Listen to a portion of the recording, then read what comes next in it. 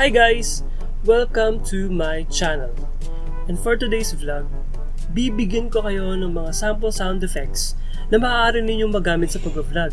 Since paramihan ng paramihan mga nag-vlog ngayon, kaya gumawa ako ng compilation sound effects na kung saan pwede mong ilagay sa vlog mo. So don't worry, hindi ka makaka-copyright sa mga sound effects na makukuha mo dito.